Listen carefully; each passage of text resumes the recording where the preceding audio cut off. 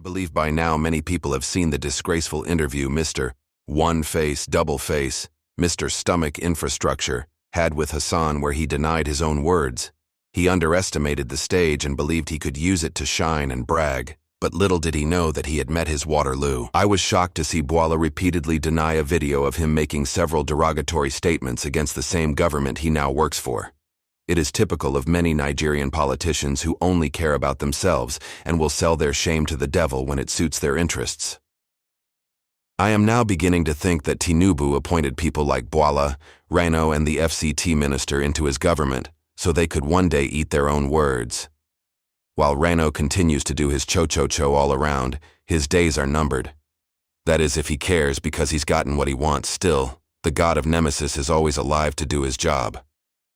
Just the way Mr. Law disgraced himself in his recent podcast, we hope others like Bayo Onanuga, who sees every opportunity to make derogatory statements about opposition members, especially Mr. Peter Obi, will one day face the media as well to defend their own words. It is becoming clearer that Nigerian politicians and integrity are often on opposite sides of the same coin. Many of them do not care how they get into power.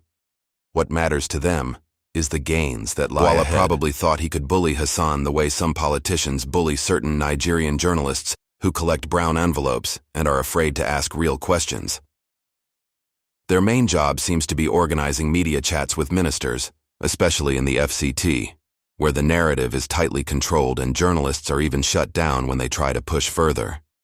Bad roads, poor schools, corruption, and other government failings are issues that journalists should be investigating and reporting through serious investigative journalism.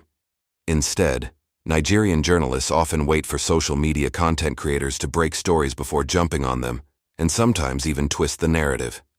It appears many of them have forgotten their role in society. While many people compare Hassan with Rufai for asking tough questions, Rufai still has a lot to learn when it comes to managing emotions and presenting facts.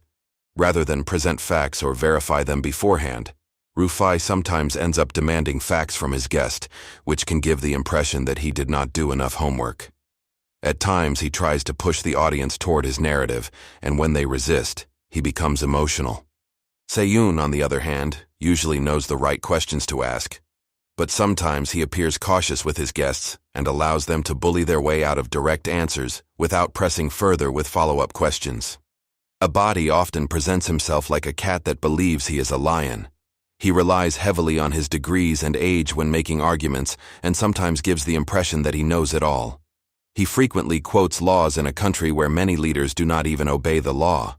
Let's not even mention those ladies and that man.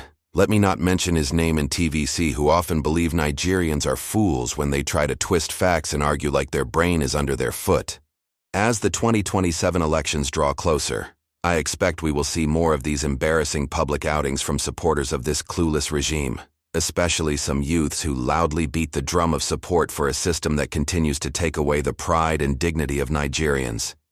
Imagine grown adults parading themselves as pioneers of the city boy movement, a show of shame born out of sycophancy and the belief that if you cannot beat them, you should join them.